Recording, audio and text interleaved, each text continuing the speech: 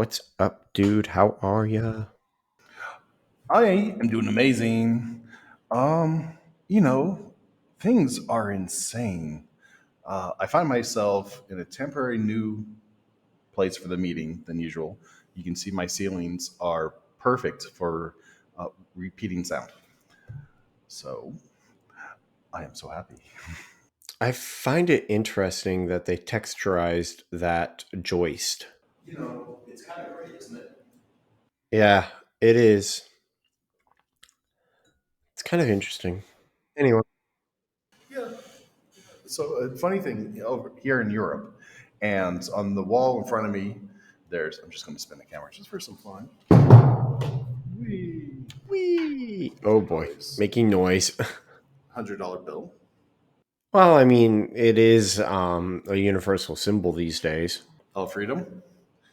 Well, just of money, not freedom. Definitely not freedom.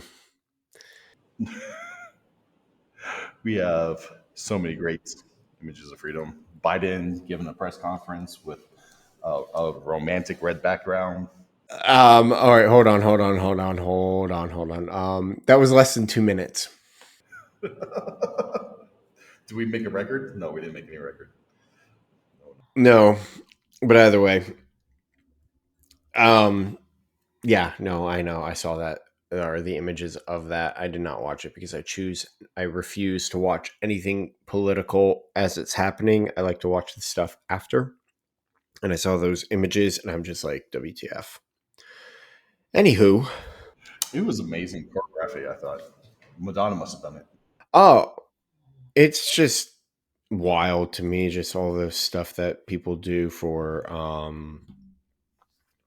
images and things like that. Like what they like the feelings that they want to create and stuff like that. And you can just set up so much with just some lighting and everything. It's wild. Isn't it? People's emotions nowadays are just a musical backdrop to people's fondling. And I think that's a beautiful thing. It's funny. I've been thinking a lot about things because I don't know if I've talked about it on the podcast before, but I don't necessarily try to make a secret of it, but I am seriously tired of tech. Like so exhausted with it. I have been in tech for so long now and everything. Like so there's literally a meme going on these days that pops up every once in a while about uh programmers and developers who quit their jobs and retire from their jobs to go and start a farm. And I am just like, you have people joke about that, but you have no idea how tempting and how much I would love that because I get so tired of dealing with people. It's like every time I turn around, I'm dealing with something, just some massive demand from someone like, drop everything that you're doing for this other person and pay attention to me. And I'm like, and the issue is, so here's the issue. That attitude is pervasive with society, and it's pervasive all over the place. Like, it does not matter who you're talking to. It does not matter what industry you're in. It's there. But I feel like with tech, there's a different level to it. So like with retail I think is a really wonderful example of this attitude. Because how many times, like, have you ever worked retail? A little bit. A little bit. When I was a kid, I did. Yeah. But I think most people, when like your first job tends to be retail. That's part of the reason why when you go to a store, most of the clerks all over the place are teenagers or early 20 somethings. And so, anyway, I remember working and doing some of that stuff. And I remember within retail, very, very much like that same attitude cropping up of stop what you're doing and help me. But one of the best things that you like that's very obvious within retail is if you're helping one customer out and you're working with that one customer, and there's another customer who comes up and tries to give you that attitude, it's very easy to sit there and tell them, I will get to you in a moment. I'm working with this person, because it's very hard at that point for the person who just came in to be mean and crazy to the person that you are helping, that you are currently helping, like person A. Because there's just societal pressure and everything for that person to not do that to them. But tech is different. Like tech is, I think so. I think that attitude is there, and it happens in tech. Or I know that attitude is there, and it happens all the time in tech. But I also think it's different with tech because everything is just move, move, move, move, move. Now, now, now, now. Like that's just a part of the tech culture and everything.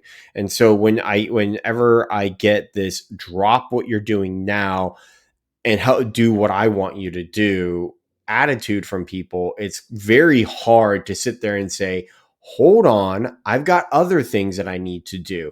Because then that other person is still going to like hammer at you and be like, I need this, I need this, I need this. I'm just like, oh my gosh. Anyway, Wow, I have never heard a better introduction to this chapter. leading up and down the chain of command, Yeah, yeah, you're amazing. because that's basically what it is. That's it. You nailed it. You nailed the soul of it. I'm just jumping up and down on my chair because this fits your life right now.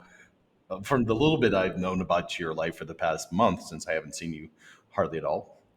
Yeah, just to pause that for a second. So, if you're watching the video, you might have noticed that my background and stuff had changed. I have moved. I moved into a nice, beautiful new home. It is a blank canvas for me with which to paint. Just like high school. I would have said college, but yes. Anyway, so yeah, Phil and I haven't been able to talk much. Yeah, it's been a crazy couple of weeks and things like that, and you and I can talk offline about some of the craziness that has happened and the frustrations that I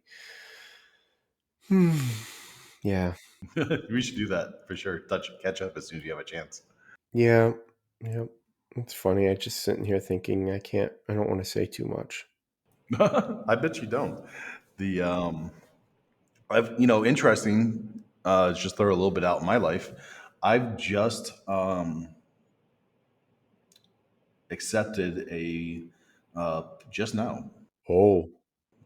accepted a position like exactly on this call, a position as a CTO for one startup company that's doing some amazing virtual relationship stuff. Um, and it's insane, right? And yeah, the first thing it's basically for virtual companionship. And the first thing that came to my mind, and you're gonna laugh, but I'm like, this will make the best rubber ducky experience ever, Yes. right? Insane. Um, Yes. but that's not extreme enough for my character to ponder too long. So I'm like, how can I twist that? Virtual girlfriend, right? Uh, how about a virtual? What is it when you're married and you're sleeping with somebody?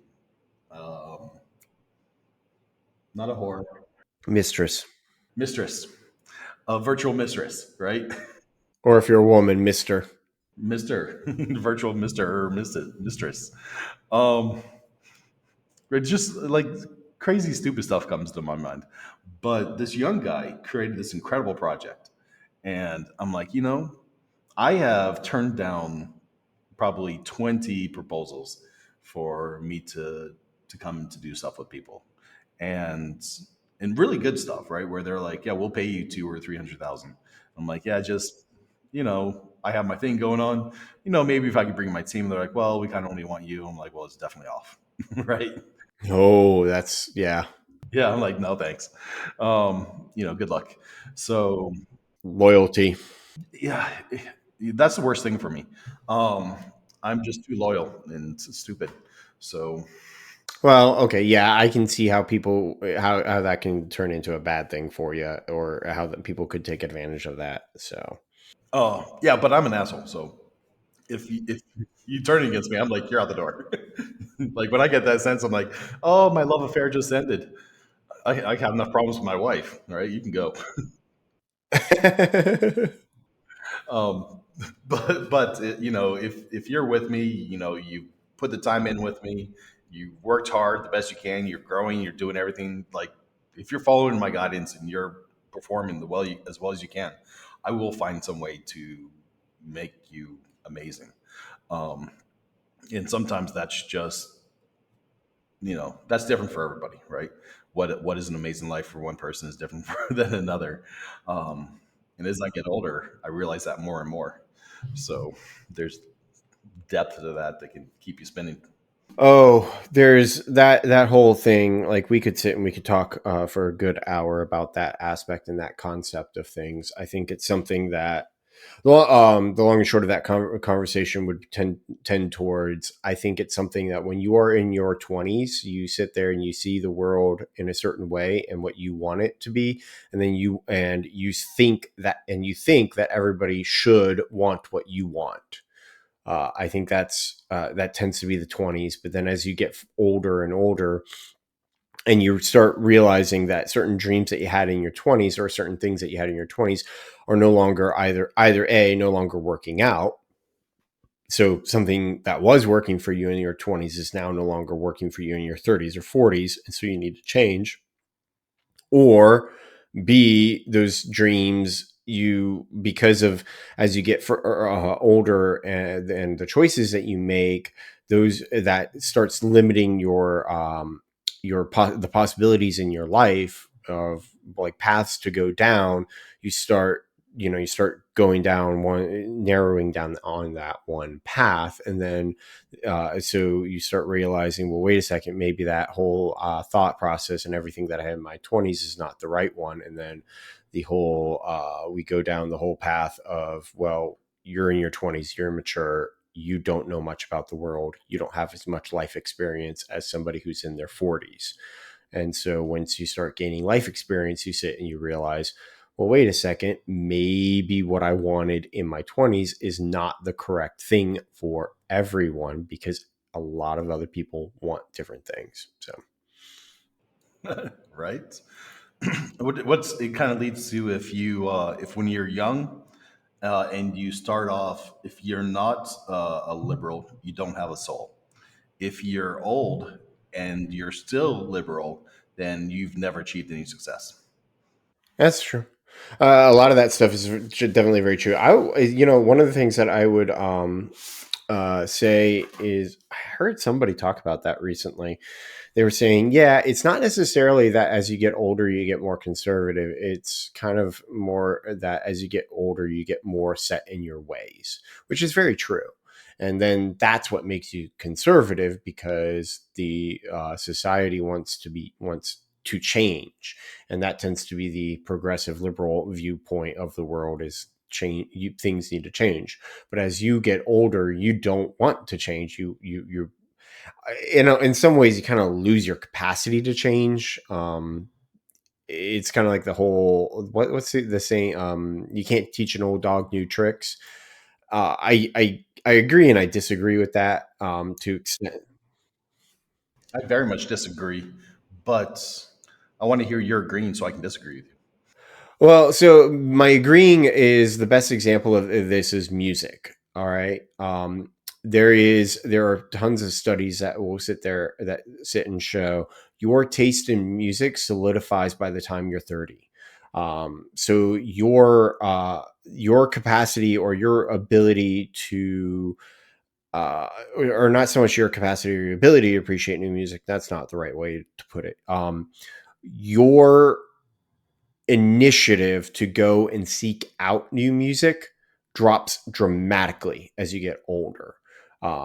That's why, so a really good example of this and this is just like one example, and there's probably a bunch of others. that also support it, but then there's maybe one or a couple of others that don't. A really good example of this was my grandmother. My grandmother, to the day she died, would watch Lawrence Welk on TV, reruns of Lawrence Welk. She loved his stuff, and my uncle would try to introduce her to some of the new music and stuff, and she just did not like it. My cousins, same thing. They tried to introduce her to some of the new stuff. She did not like it. So that's where I would say there are certain things in life where your tastes, your interests, your views, like things solidify into it, and you're just not going to end up changing that stuff. Um, but and a lot of that is just, it's not that you can't, it's that you kind of start setting your priorities to other things. Like if music is your priority, if you are a musician, and that is your job, that is like that is your joy in life, then it's highly likely that you're going to continue seeking out new music because you want to see the new stuff, and you want to you just you want to do that. But for the most people, they're not that into music, so they kind of end up solidifying their taste in music. And so I can generalize that out to sit there and say the things that don't matter that much to you tend, as you get older, tend to solidify. You tend to not change those. But the things that really do matter, the things that you really love, the things that are that bring a lot of joy in your life, those are the things that can change and adjust over time, because you're constantly trying to experience and uh, trying to experience and maintain that level of joy that you feel with that thing. So You stole a lot of my thunder. Yeah. ha. Good job. Good job. All right. So let me think hot on my feet. Um, it reminds me of like when I was in college and, my friends and such doing drugs and all that experimentation. And by the time they hit their 30s, they've mellowed out, they've experienced all of it. Um, they're not so interested in having the withdrawals or hangovers or whatnot anymore. They find that perhaps they fill their life with children, where, when you're a self-evolved individual liberal, you don't have to, because you've killed all your children. And you start to evolve your appreciation for things. Um, so yeah, the things that aren't important to you back then certainly are unlikely to become interesting to you as you mature and dive into things that really do interest you.